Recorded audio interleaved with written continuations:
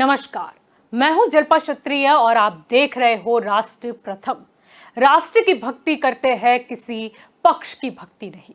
आज एक बहुत अच्छी पहल यूपी विधानसभा में देखने को मिली, जहां आज केवल महिला सदस्यों की आवाज गूंजती सुनाई दी।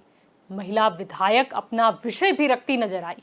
उत्तर प्रदेश विधानमंडल के मॉनसून सत्र का चौथा दिन यानी कि आज का दिन ऐतिहासिक रहा, महिला सदस्यों को समर्पित रहा, जिस मौके पर मुख्यमंत्री योगी आदित्यनाथ ने भी संबोधित किया। आपको ये भी बता दें कि सदन कार्यवाही शुरू होने के बाद सबसे पहले सीएम योगी ने ये कहा कि हमने ये देखा है कि सदन में पुरुष नेताओं की बातों के पीछे कहीं महिला सदस्यों की आवाज दब जाती है, मगर आज सदन की कार्यवाही में महिला सदस्यों की बातें सुनकर उन्हें अपनी गलती का एहसास हो जाए तो घर की महिलाओं से माफी मांग सकते हैं। योगी के इतना कहते ही सभी सदस्य हंसने लगे। यानी कि आज यूपी विधानसभा का नजारा ही कुछ अलग था, लेकिन संकेत था महिला सशक्तिकरण का। तो सबसे पहले सुनेंगे कि उत्तर प्रदेश के मुख्यमंत्री योगी आदित्यनाथ ने क्या कहा। आज देश का ये सबसे बड़ा विधानमंडल एक नए इतिहास को बनाने की ओर अग्रसर हो रहा है। आजादी के 75 वर्ष के बाद आधी आबादी अपनी आवाज को इस सदन के माध्यम से प्रदेश कि 25 करोड़ जनता तक तो पहुंचेगा ही, साथ ही साथ प्रदेश की समस्याओं को लेकर के, उपलब्धियों को लेकर के और अन्य समसामयिक महत्वपूर्ण मुद्दों को इस सदन में उन्हें रखने का एक अवसर प्राप्त होगा। मैं इसके लिए सभी बहनों को हृदय से बधाई देता हूं, उनका अभिनंदन करता हूं। तो साथ ही योगी आदित्यनाथ ने संस्कृत का श्लोक भी सुनाया और साथ भी ये कह दिया कि मां के समान कोई छाया नहीं है, मां के समान कोई सहारा भी नहीं है। मुझे महर्षि वेदव्यास की पंक्तियां याद आती हैं, जो उन्होंने नारी शक्ति के बारे में कहा है, खासतौर पर मातृशक्ति के बारे में, कि नास्ति मातृ समा छाया, नास्ति मातृ समा गति, नास्ति मातृ समम त्राण, नास्ति मातृ समा प्रिया।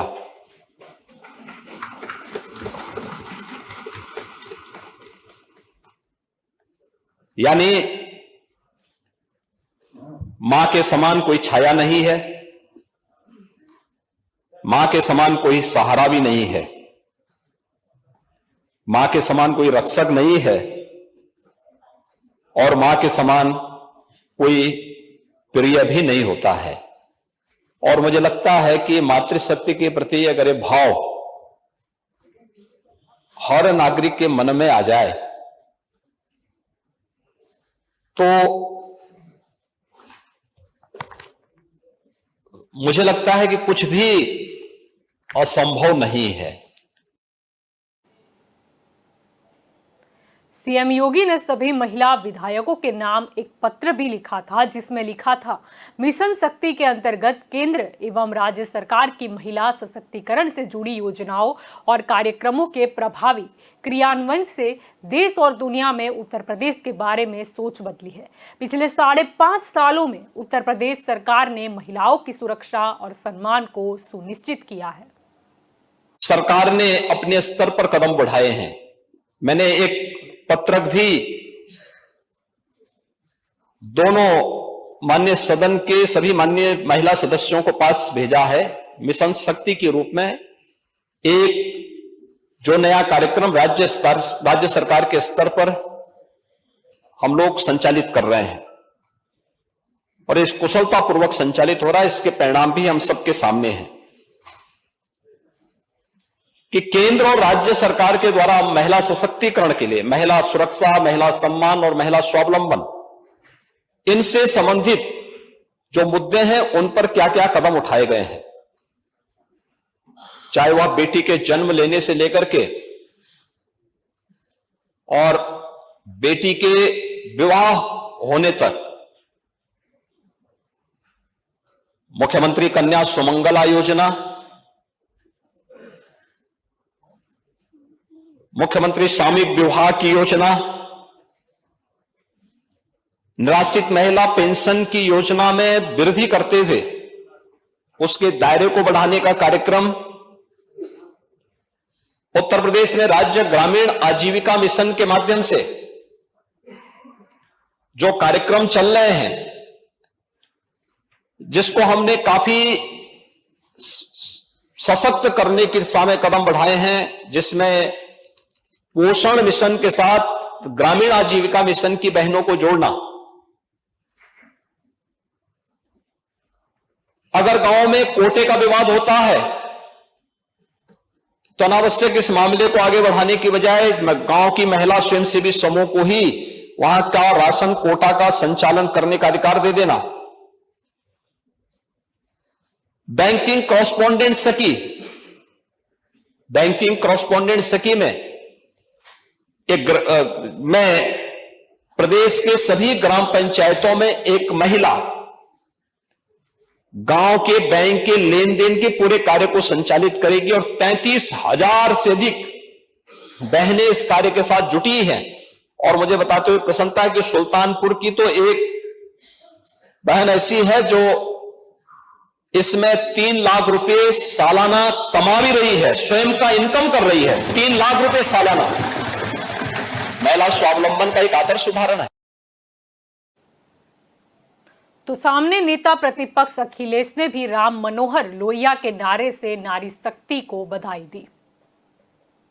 महिलाओं पे चर्चा कर रहे हैं तो हमें अपने नेता डॉक्टर राम मनोहर लोहिया जो नर नारी समानता की बात करते थे, उनके कोट याद आते हैं और उनका मैं पहला कोट पढ़ता हूं। उन्होंने कहा कि नारी को गठरी के समान नहीं बल्कि इतनी शक्तिशाली होनी चाहिए कि वक्त पर पुरुष को गठरी बना अपने साथ ले जाए। ये किसके विचार हो सकते हैं? इस समाज में अगर हम इतना सम्मान दे दें और इतनी ऊंचाई तक पहुंचा दें तो हमारे समाज और देश की तरक्की और दुनिया में पहचान में आ जाएगी। न केवल उन्होंने ये कहा बल्कि एक जगह मैं उनकी दूसरी बात को कोट करता हूं कि इस देश की औरतों के लिए आदर्श सावित्री नहीं द्रौपदी होनी चाहिए, क्योंकि अक्सर हम सावित्री को आदर्श मान लेते हैं क्योंकि वो पति के प्रति पूरी समर्पित थी। और डॉक्टर राम मनोहर लोहिया ने वहीं कहा कि इस देश की औरतों के लिए अगर आदर्श कोई हो सकता है तो वो द्रौपदी हैं। इसलिए मैं अध्यक्ष जी आपको धन्यवाद देता हूं जहां महिलाओं के बारे में आपने सोच विचार करके इस सदन को बुला करके एक दिन का मौका दिया है। आज मैं ये कह सकता हूं कि इस महिलाओं के इतने मुद्दे हैं कि हमारा एक दिन काफ़ी नहीं है। अगर हम पूरे सत्र में भी बहस करें तो शायद वो मुद्दे खत्म नहीं होंगे, क्योंकि जो तस्वीरें हमें देखने को मिलती हैं, ये जिम्मेदारी केवल मैं ये कह दूं समाज की है या सरकार की है। मैं आज इस मौके पर दलगत राजनीति से ऊपर ये कहना चाहता हूं कि जब हम अखबार पढ़ते हैं और तस्वीरें देखते हैं कि क्या क्या घटनाएं हो रही हैं आज दिल्ली से या पार्लियामेंट से, कठोर से कठोर कानून पास हुए हैं, लेकिन उसके बावजूद भी महिलाओं के ऊपर जो घटनाएं देखने को मिल रही वो कम नहीं हो रही। अब ये तो बात हुई कि मुख्यमंत्री योगी आदित्यनाथ और नेता प्रतिपक्ष अखिलेश यादव के संबोधन की, लेकिन अब सुनते हैं कि महिला विधायकों द्वारा आज किन किन विषयों पर चर्चा की गई। जहां तक मेरी जानकारी है, आपके नेतृत्व में आज नारी सम्मान की जो गाथा उत्तर प्रदेश की 18वीं विधानसभा लिखने जा रही है, उसका पूरे देश में इससे पूर्व कोई उदाहरण नहीं मिलता है। वैसे तो उत्तर प्रदेश ने माननीय मुख्यमंत्री श्री योगी आदित्यनाथ जी के नेतृत्व में बहुत सारे क्षेत्रों में नंबर 1 बनने के कीर्तिमान स्थापित किए, लेकिन आज महिला सशक्तिकरण और महिला विधायकों के लिए सम्मान में विशेष सत्र के आयोजन में नंबर 1 बनना पूरे देश में पहली बार घटित होने जा रहा है। यह बाकी प्रदेशों के लिए अनुकरणीय बनेगा और यहाँ से जो आज गूंज जाएगी उसकी धमक बरसों बरस तक याद की जाएगी। और इसके लिए अगर सबसे ज्यादा बधाई का कोई पात्र है तो आदरणीय महाना जी आप हैं। आप माननीय अध्यक्ष जी, आपके माननीय मुख्यमंत्री श्री योगी आदित्यनाथ जी और माननीय नेता प्रतिपक्ष श्री अखिलेश यादव जी के साथ संपूर्ण सदन के सदस्यों की प्रदेश की आधी आबादी के प्रति सदास्यता के रूप में हमेशा इतिहास के पन्नों में दर्ज हो जाएगा। माननीय अध्यक्ष जी, आपने माननीय सदस्यों की बेहतरी के लिए नित नए अभिनव प्रयास किए हैं, चाहे अलग समूहों में बांटकर सदस्यों से चर्चा करना हो या उनके जन्मदिवस पर सदन में बधाई देना हो या ई विधानसभा लागू करना हो, सब कुछ अत्यंत प्रशंसनीय है। लेकिन आज के इस विशेष सत्र के आयोजन से आपने न केवल विधानसभा की 47 महिला विधायकों का सम्मान बढ़ाया है, बल्कि जिस आबादी के वोट से यहाँ प्रत्येक माननीय सदस्य बैठे हैं उनको भी सम्मानित करने का काम किया है। आज कोई महिला दिवस नहीं था कि महिलाओं के विषय में बात करना जरूरी हो, लेकिन फिर भी हम महिला सदस्यों के प्रति आपकी और पूरे सदन की संवेदनशीलता ने यह तय कर दिया है कि आगे चलकर यही समाप्त नहीं होगा। यह 22 सितंबर का दिन हर वर्ष महिला सशक्तिकरण के उन्नयन के रूप में भी जाना जाएगा। माननीय अध्यक्ष जी, एक दिन का सदन महिला शक्ति को नमन करके आपने हौसला बढ़ाया है। दूर दराज गांव में स्वास्थ्य की देखभाल कर रही आशा बहनों का आपने मान बढ़ाया है। प्रदेश की एएनएम बहनों का आपने हिम्मत बढ़ाई है। आंगनबाड़ी सेविकाओं की आपने जोश भरा है। 33,000 बैंक सखियों में आपने सम्मान दिया है। ग्रामीण क्षेत्र में शिक्षा की अलग जगह रही शिक्षिकाओं को आपने संबल दिया है। स्वयं सहायता समूह की बहनों को आपने ऊर्जा प्रदान की है। डॉक्टर, वकील, पुलिस, गृहिणी बहनों को और आपने बल प्रदान किया है इस सचिवालय में काम करने वाली प्रत्येक महिला। हमें ये नहीं सोचना है कि लोग क्या कहेंगे और समाज क्या कहेगा, क्योंकि कुछ तो लोग कहेंगे, लोगों का काम है कहना, पर अब हमको चुप नहीं रहना। मैं एक ग्रामीण अंचल से आती हूँ।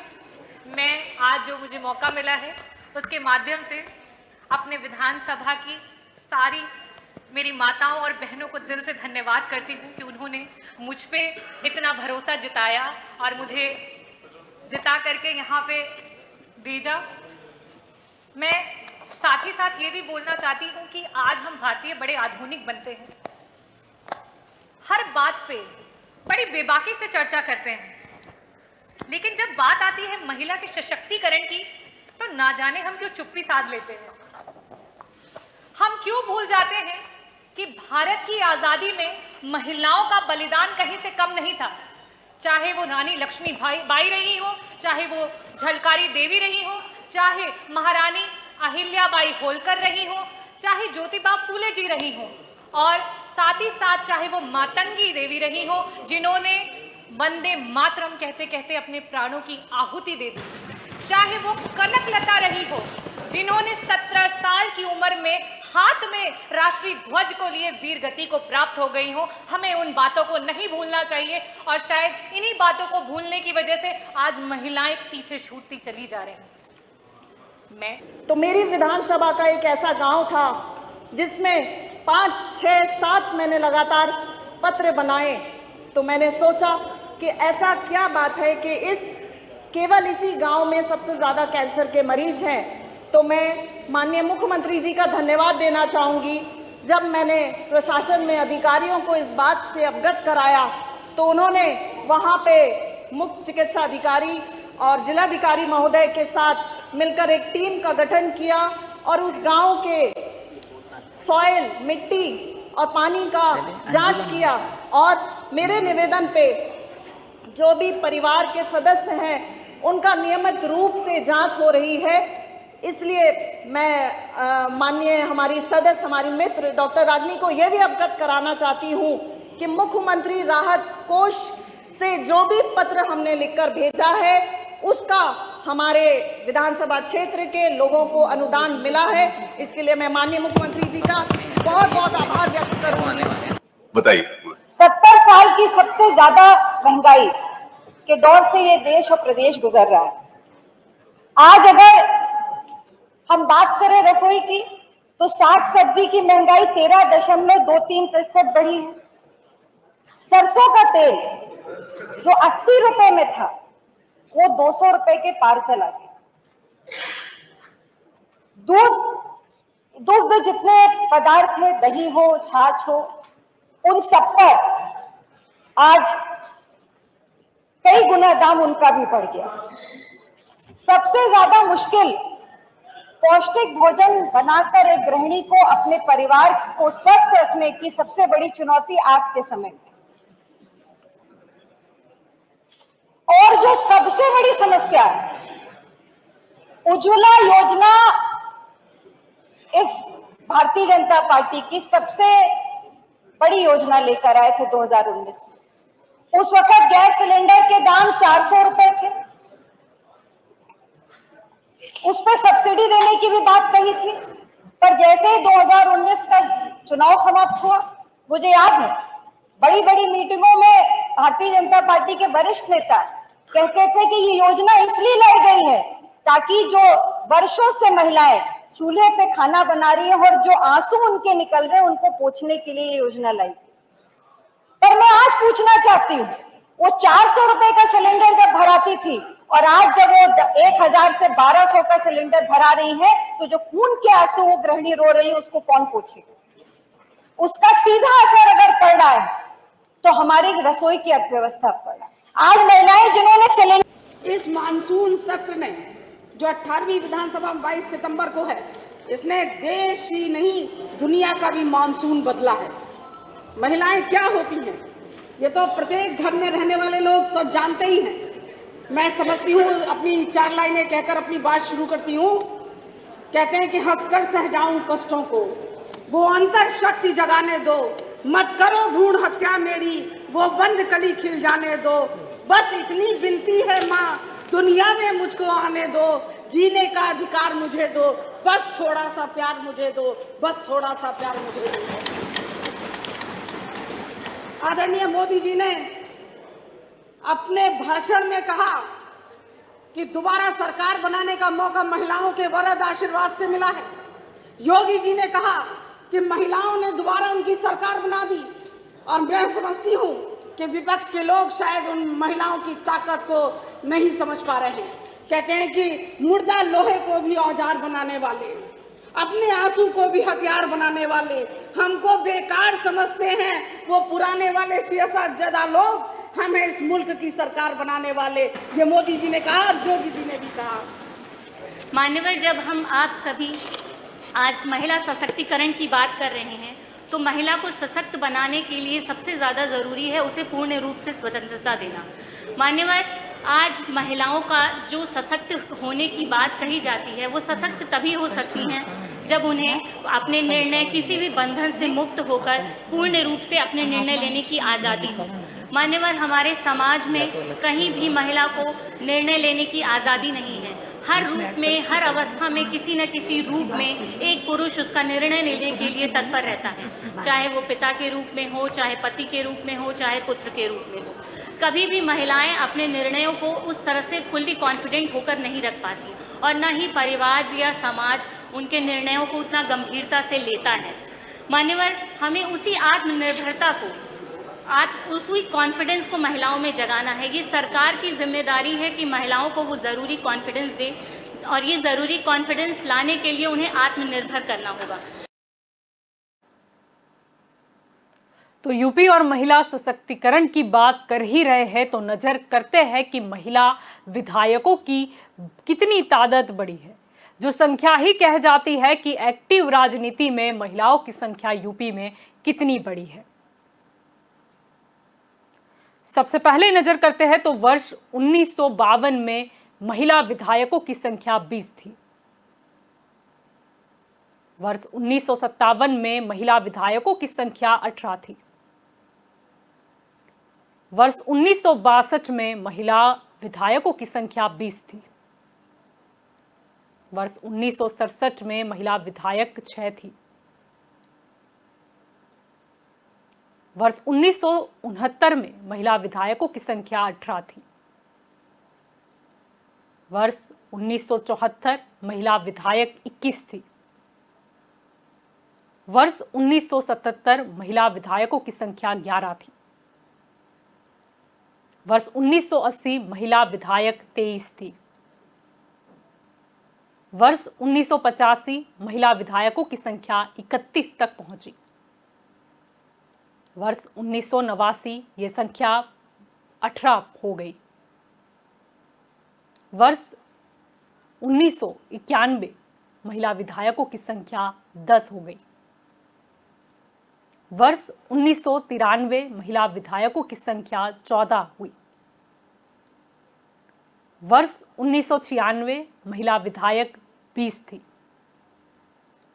वर्ष 2002 महिला विधायकों की संख्या 26 थी। वर्ष 2007 महिला विधायकों की संख्या 23 हुई। वर्ष 2012 महिला विधायकों की संख्या 35 तक पहुंची। वर्ष 2017 महिला विधायकों की संख्या 43 हुई और वर्ष 2022 यानी कि अभी महिला विधायकों की संख्या 47 है। ये तो चर्चा हुई कि महिला विधायकों की तादाद कितनी बड़ी है, यानी उसमें कितनी बढ़ोतरी हुई है।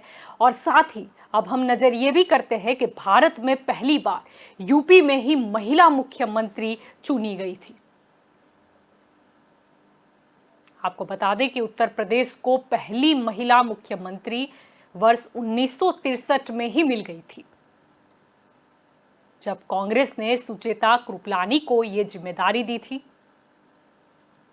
इस निर्णय का दूरगामी असर पूरे देश में देखने को मिला था। आपको बता दें कि वो भारत की भी पहली महिला मुख्यमंत्री थी। वर्ष 1963 से 1967 तक मुख्यमंत्री पद पर रहने के बाद जब चुनाव हुआ तो कांग्रेस को बुरी तरह हार का सामना करना पड़ा था, ये भी सत्य है। अब आपको ये भी बता दें कि ना सिर्फ यूपी में पहली महिला मुख्यमंत्री चुनी गई थी, लेकिन यूपी ने ही देश को पहली महिला प्रधानमंत्री भी दी थी। आपको बता दें कि यूपी ने देश को पहली महिला प्रधानमंत्री भी दी थी। रायबरेली और इलाहाबाद से चुनाव लड़ने वाली इंदिरा गांधी वर्ष 1966 में प्रधानमंत्री पद पर पहुंची थी। तो वर्ष 1984 में इंदिरा गांधी की हत्या कर दी गई थी। अब ये तो बात हुई कि यूपी में ही पहली बार मुख्यमंत्री के तौर पर महिला आई थी और प्रधानमंत्री महिला भी यहीं से चुनी गई थी, लेकिन साथ ही आपको ये भी बता दें कि मायावती भी 4 बार मुख्यमंत्री बन चुकी है। उत्तर प्रदेश के मुख्यमंत्री के तौर पर मायावती को 4 बार सत्तासीन होने का मौका मिला था। आपको बता दें कि वो पहली बार 1995 में मुख्यमंत्री बनी थी और शायद ये संजोग ही था कि मायावती का जन्म जो हुआ वो 15 जनवरी 1956 में नई दिल्ली के श्रीमती सुचेता कृपलानी हॉस्पिटल में एक दलित जाटव परिवार में हुआ था। आपको बता दें कि उनका परिवार दरअसल गौतम बुद्ध नगर के बादलपुर का रहने वाला है। अब आपको ये भी याद दिला दें कि यूपी विधानसभा चुनाव में कांग्रेस ने प्रियंका गांधी का चेहरा आगे कर लड़की हूं लड़ सकती हूं कैंपेन के साथ 40% टिकट यानी कि करीब 159 टिकट महिलाओं को दिए थे। लेकिन ये प्रयोग राजनीतिक तौर पर सफल नहीं रहा। अगर बाकी दलों की बात करें तो बाकी अन्य दलों ने 7 से 10% ही टिकट महिला विधायकों को दिए थे। अब आपको ये भी बता दें कि उत्तर प्रदेश विधानसभा में अभी जो बजट पेश किया गया था, इस बजट में योगी सरकार ने महिलाओं, बेटियों और बच्चों पर विशेष ध्यान दिया था। बजट में महिलाओं व बेटियों की सुरक्षा, रोजगार, शिक्षा, स्वावलंबन पर फोकस किया गया था और सरकार ने महिला कल्याण विभाग को 12,193 करोड़ रुपए का बजट दिया था। योगी सरकार ने अपने पिछले बजट में महिला कल्याण अगर विभाग की हम बात करते हैं तो उसका बजट 9,781.30 था, यानी कि सरकार ने महिला कल्याण के बजट को 24% से अधिक बढ़ाकर महिलाओं को सशक्त बनाने की अपनी मंशा पहले ही साफ कर दी थी। अगर दूसरी योजनाओं पर कितना बजट आवंटित हुआ, अगर उस पर गौर करते हैं तो मुख्यमंत्री कन्या सुमंगला योजना, जहां पर आवंटित किए गए 1200 करोड़ रुपए, मुख्यमंत्री सक्षम सुपोषण योजना, जहां पर आवंटित किए गए 100 करोड़ रुपए, महिला सामर्थ्य योजना, जहां पर 72.50 करोड़ रुपए आवंटित किए गए, उत्तर प्रदेश मुख्यमंत्री बाल सेवा योजना, जहां पर 60 करोड़ रुपए आवंटित किए गए, मिशन शक्ति अभियान, जिस अभियान में 20 करोड़ रुपए आवंटित किए गए। तो आज यूपी विधानसभा द्वारा ये पहल की गई कि एक दिन सारी ही महिला विधायक हैं उन्हें बोलने का मौका दिया जाएगा और साथ ही ये एक नई शुरुआत हम देख सकते हैं महिला सशक्तिकरण की ओर, क्योंकि कई बार महिलाओं की आवाज़ को दबाने का प्रयास किया जाता है, लेकिन फिर भी कहते हैं ना कि नारी ही नारायणी है, इसीलिए कौन दबा सकता है किसी महिला की आवाज़ को। और शायद इसी का उदाहरण यूपी में देखने को मिलता है। और अगर हमने जिन अंकों पर भी गौर किया कि विधायकों की यानी कि महिला विधायकों की संख्या भी बढ़ी है, साथ ही बजट पर भी खास जो है वो ध्यान रखा गया है। और साथ ही गर्व करने वाली बात यूपी के लिए ये है क्योंकि पहली महिला मुख्यमंत्री और पहली महिला प्रधानमंत्री भी यूपी से ही चुनी गई थी। आशा रखते हैं कि और भी कुछ मुद्दे हैं महिलाओं के, वो जल्द से जल्द हल किए जाए। तो ये हमारी स्पेशल रिपोर्ट थी आज जो यूपी विधानसभा में महिला सत्र जो था आज के दिन के लिए उसके ऊपर। लेकिन आप ज़्यादा जानकारी के लिए जुड़े रहिएगा राष्ट्र प्रथम के साथ। नमस्कार।